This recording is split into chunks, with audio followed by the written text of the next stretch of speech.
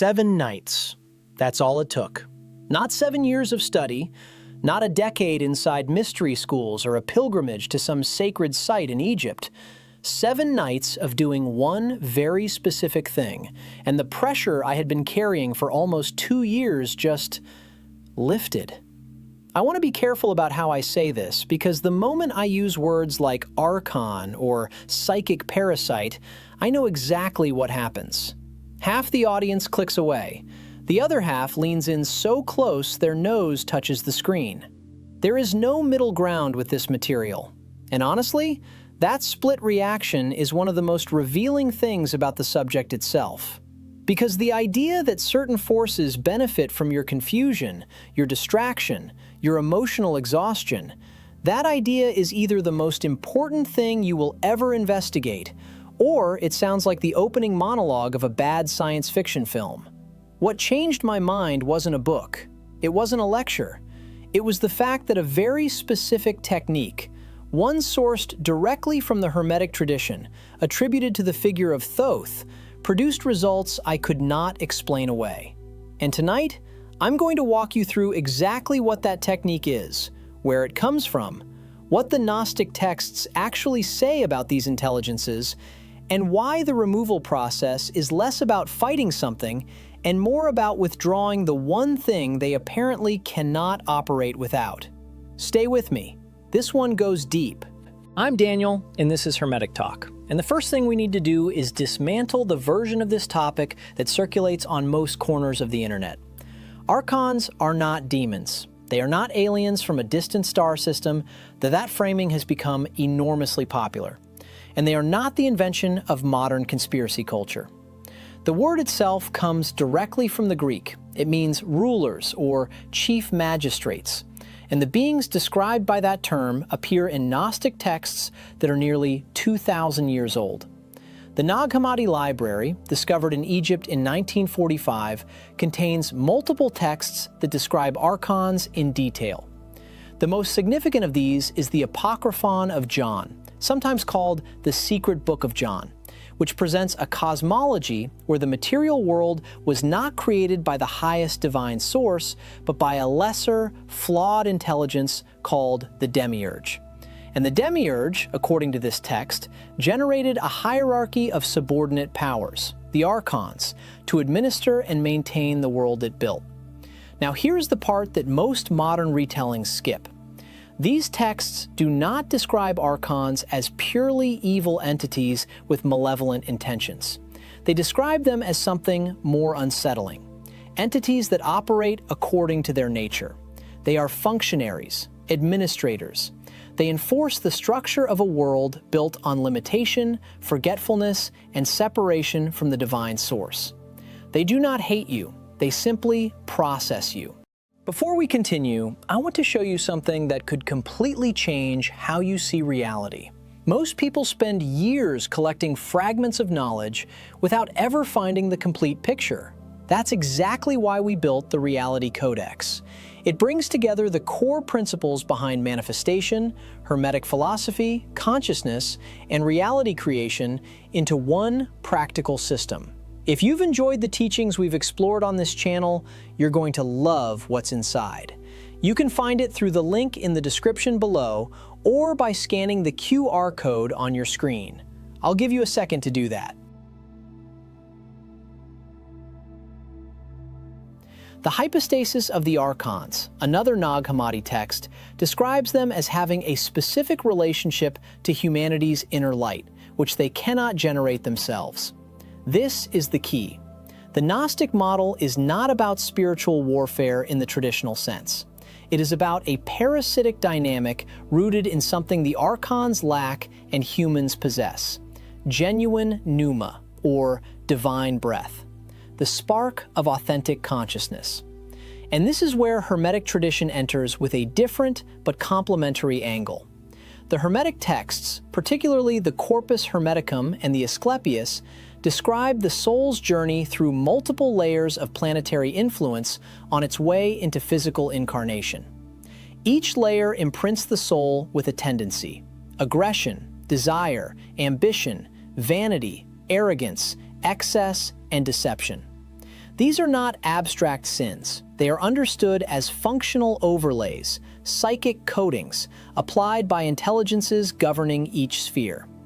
Thoth, in the Egyptian tradition that feeds directly into Hermeticism, is the intelligence of pure mind, the measurer of cosmic order, the one who weighs the soul against the feather of truth. In Hermetic literature, Thoth becomes Hermes Trismegistus, the thrice great one.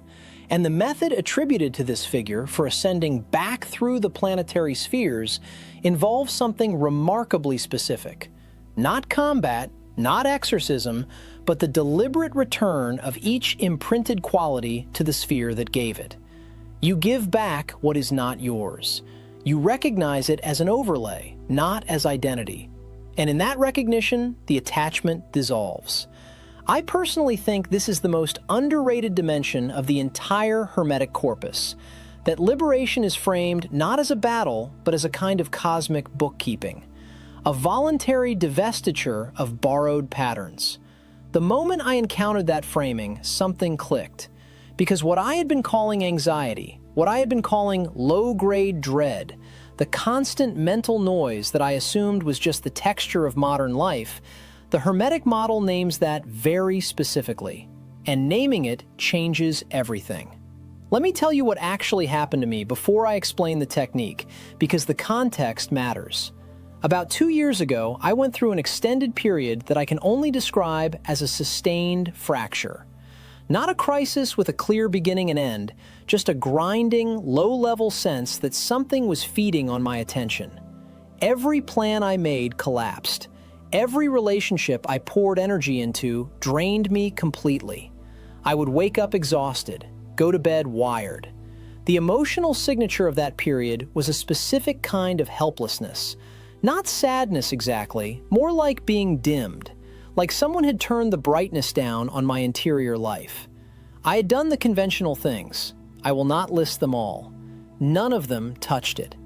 What I eventually found, through an embarrassingly long research process that began with the Corpus Hermeticum and ended at 3 in the morning with a translated Coptic text on my screen, was a structured method for what the Hermetic tradition calls the stripping of the soul. Not a destruction, a removal of accretion. Think of it like descaling a pipe. The water was always there. The flow was always possible. The problem was the buildup. The method operates across 7 nights because 7 is not arbitrary here. It maps directly onto the 7 classical planets: Moon, Mercury, Venus, Sun, Mars, Jupiter, Saturn, each of which, in the Hermetic model, corresponds to a specific psychic overlay that the soul accumulated during its descent into matter. The technique works by addressing 1 layer per night in ascending order, beginning with the densest and most immediately accessible and moving toward the most subtle.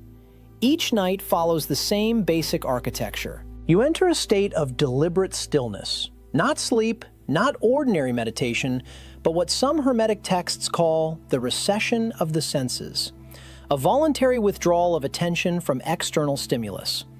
In the Poimandres, the first book of the Corpus Hermeticum, this state is described as the precondition for genuine gnosis. You cannot perceive the transmission when the receiver is full of static. From that stillness, you direct attention to the quality associated with that night's sphere. On the first night, the moon, which corresponds to the fluctuating, reactive, emotionally reflexive layer of the psyche. You do not fight this quality, you observe it. You locate where it lives in the body. You acknowledge it as something received, not something intrinsic. And then, and this is the operative move, you address it directly and state its origin. You say, in effect, "This came from outside me. It was given. I am returning it now." This is not affirmation. It is not visualization in the popular sense. It is a formal, conscious act of attribution and release. Night 2. Mercury, the layer associated with the tendency toward deception, toward self-serving reasoning, toward the mental patterns that bend truth to protect the ego's preferred story. You locate it, you name it, you return it. Night 3. Venus, the layer of possessive desire, of the need to own and consume rather than to genuinely connect. Night 4, the Sun, the layer of pride, of the identity structures built around performance and status. Night 5, Mars, the layer of aggression, of the reactive anger that rises before genuine discernment has a chance to operate. Night 6, Jupiter, the layer of excess, of the inflated sense of one's own authority.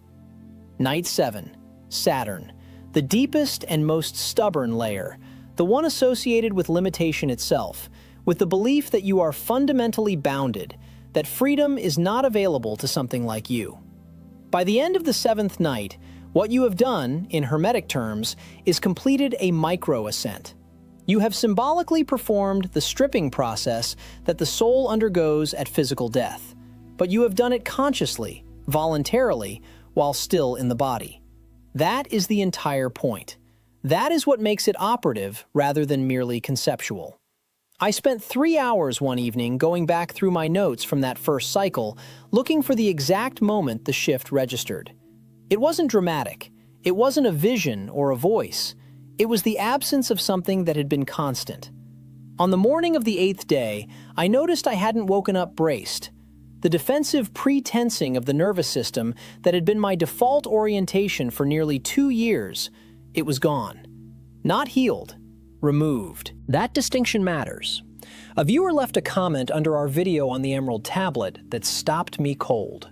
They wrote, "Every time I try to meditate, something in me fights it, like there's a part of me that doesn't want me to be still." I think about that comment constantly because it describes the central problem with extraordinary precision.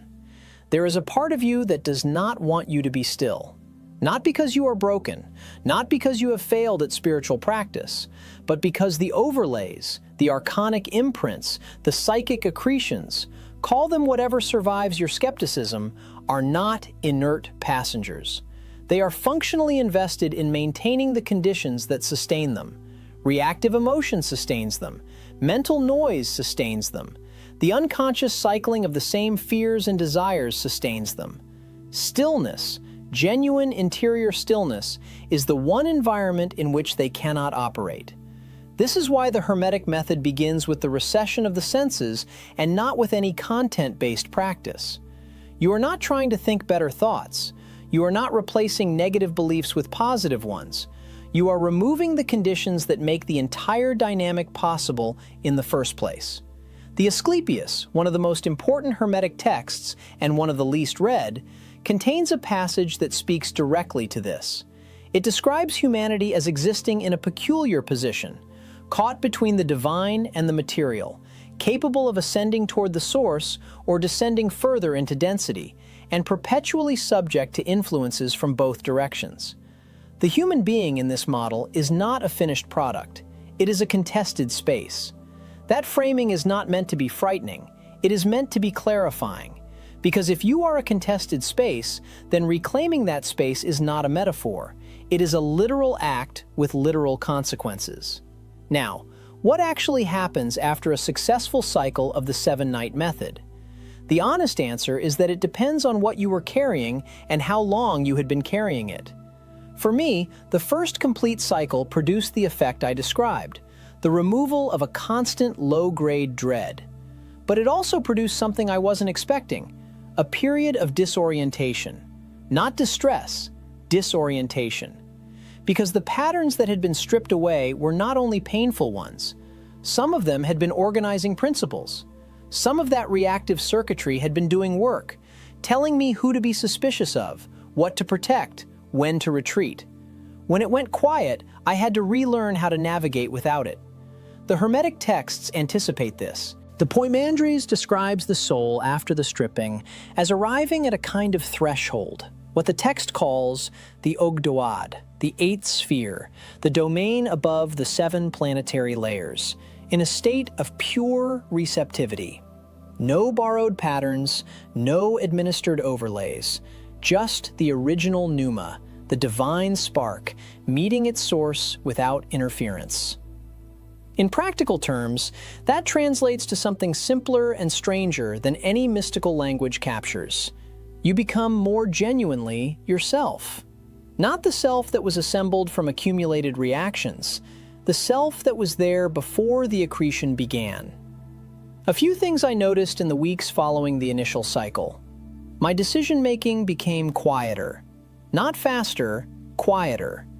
The noise that usually preceded a decision, the anxious cycling through worst-case scenarios, was reduced to a level I could actually see past.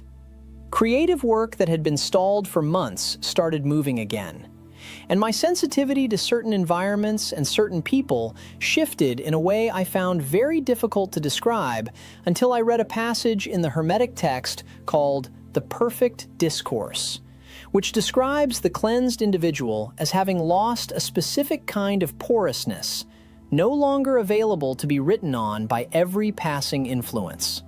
That is the most accurate description I have found for what changes. You become less porous.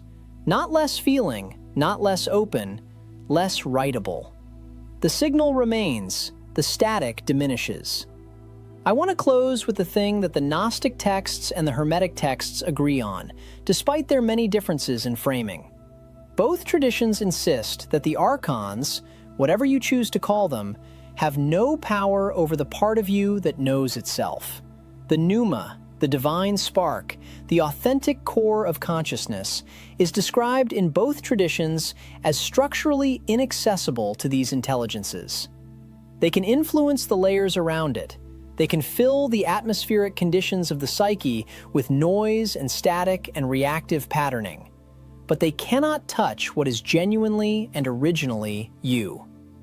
The work, then, is not destruction. It is not warfare.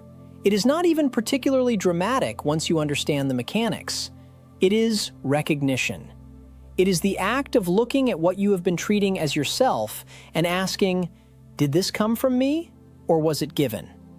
And then, with the precision that Thoth, the measurer, the weigher, the one who holds the scales, would recognize as the only correct response, you return what is not yours. You keep what is.